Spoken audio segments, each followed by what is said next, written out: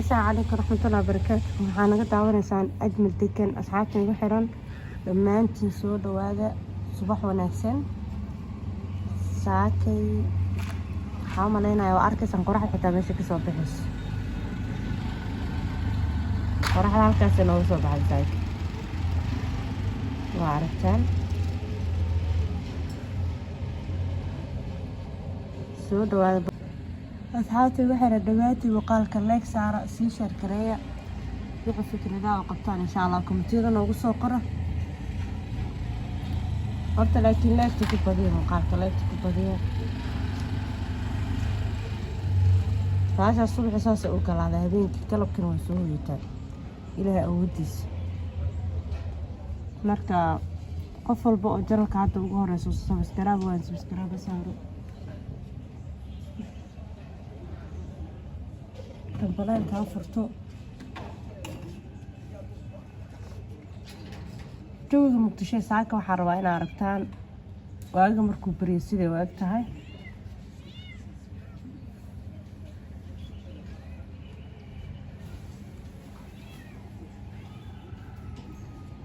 wadan ilaahay waana siiyey laakiin ilaahay waxaa ka baryaraa inuu ammaan noogu daro. xaqiiqatan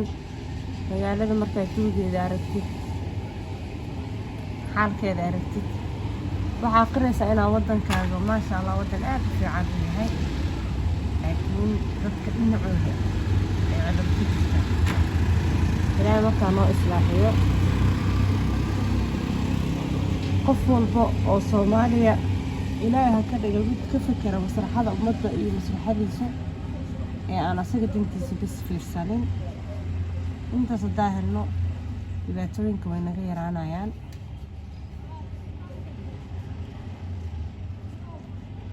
waxaan u maleynayaa wadan 30 sano burbursanaya haddana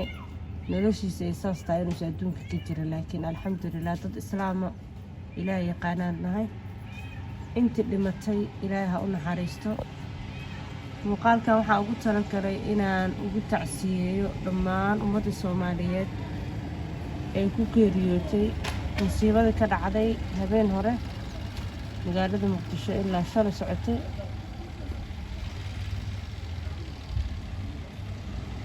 waxaan leenahay qof walba oo musiibadaas ku tegay oo tiisa ay gashay ilaahay ha u naxariisto, qabrigiisa Allah u waasiciyo. kulli qofka markuu guri ku soo dumo amaba uu dab ku dhinto mina shuhadaa buu ku jiraa, dadka shuhadada ah. dadka ay qarax ku dhintaan ama guri ku soo dumay ay ku dhintaan waa shuhado. ilaahay waxaa ka rajaynaynaa shuhado shahiidnimadooda laga aqbalay inay noqdaan oo raxmadda ilaahay ay gaarto. in allaali intii ku dhaawacantay dhaawaca aad u xanuun badan. wallaahi geeridu marbay macaan leedahay waa markaa dhaawac silca arag. qof dhaawaca shalay lixaadiisa qabay maanta lixaadiisa ay kala dhiman tahay, ayadoo lixaadiisa ay kala dhiman tahay haddana jirkiisa dhaawacyo kale ku yaalaan nolosha culaysay noqonaysaa. qofkaa wuxuu badayaa inuu dhiman lahaa beddelka uu saa u nool yahay, laakiin adduunka oo dhan waa imtixaan, waa daarul imtixaan. imtixaanka marka kuwa ku sabra ilaahay ha naga dhigo, kuwa ku dhaawacmayna ilaahay waxaa ka baryayaa inuu u boogadhayo caafimaad taama uu siiyo, ilaahay uu ka gudbiyo marxaladda culus ay ku jiraan. qof walboo dhaawaca xanuunkiisa waa dareemaynaa, sababtoo ah dhaawac waxyaabaha aadka u xanuunka badan waa waxyaabaha aadka u adag ee qofku uusan u dulqaadan karinin weeyaan. waa qofka isbitaal buu ku jirayaa, waa la dhayayaa, waa dareemi karaa waa xanuun. laakiin ehelada iyo dadka familada ahee Soomaaliyeed ee musiibada gaartay darteed maanta isbitaalada ku jira waxaan leenahay ilaahay ha idin siiyo familkiina ama ehelkiina ama qof walba oo isbitaal ku jira caafimaad sariic oo degdega. adikana ku sabra isbiruu wasaabiru. marka qur-aanka aad aragtid sabarka ilaahay guulaha uu daba dhigo wax la soo koobi kara ma aha. waana qof inuu markaa laxdada ay musiibada ku dhacdo inuu sabro inuu ku sabro.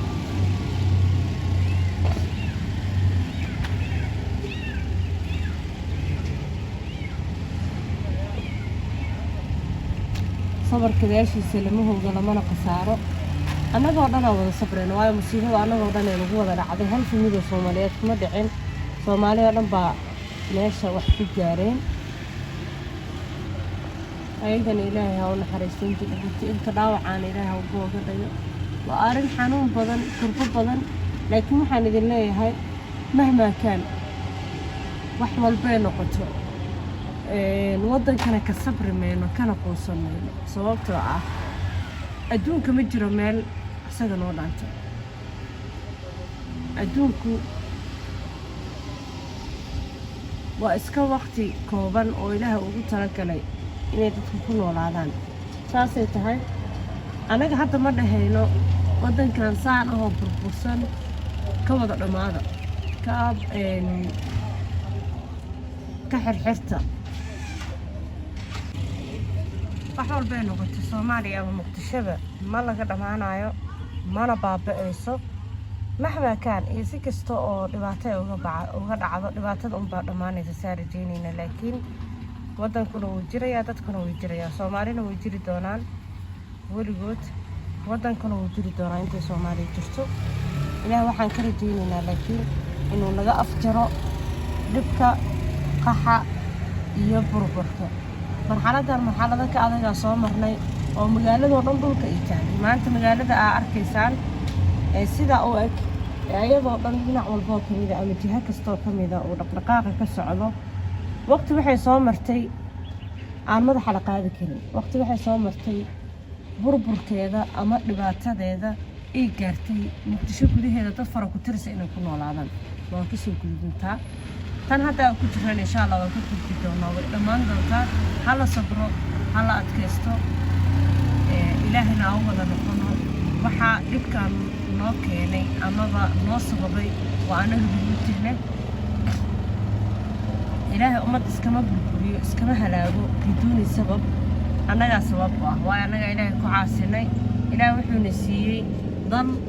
wuxuuna naga dhigay dad muslimiina ee ilaahay yaqaana annagaa intaan garan weynay inaan laba nasiib ama laba jaanis leenahay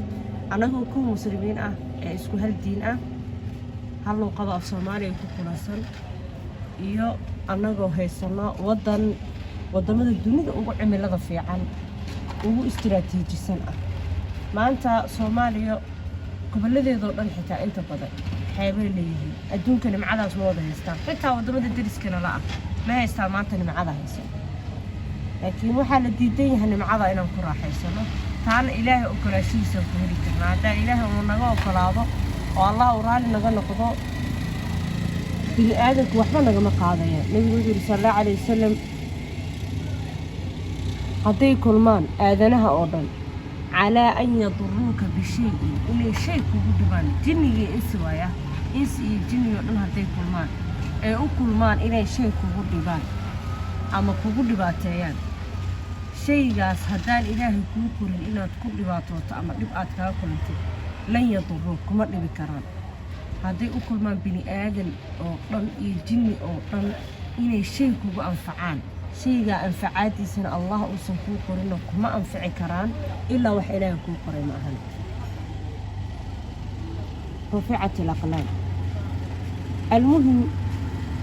maanta xaaladdan ku jirno Allah un baa naga saari kara waana rajaynaynaa inaan ka bixi doono aad bay rajadeenu u fiican tahay ma xuma oo waan rajaynaynaa inuu ilaahay naga saari doono oo aan ka bixi doono laakiin waxaa la rabaa dulqaadkii iyo sabirkii aan uga bixi lahayna inaan yeelano gacmahana aan horsano aan idhaahno allaahumma innii dalimtu nafsii qof walba inuu yidhaahdo واعترفت بذنبي فاغفر لي ذنوبي كلها دقها وجلها وأولها وآخرها وعلانيتها وسرها قفل بونا جمدا ظلمك نفتي سادو أكرو يراد له وان دنيا نفتي ذا جرى على النقاء الله نجرب هذا النقاء وأنا كفحينا حالة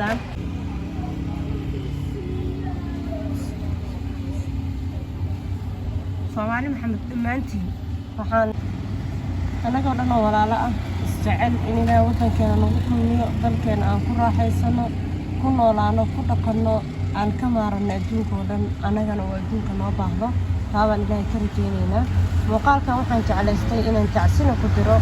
وبرجع أما صدق سلوا وإنه يقولون عادي لو ده هو أركان qoraxdii ayadoon bilaabanin baan muuqaalka bilaabay waana kaasa hadda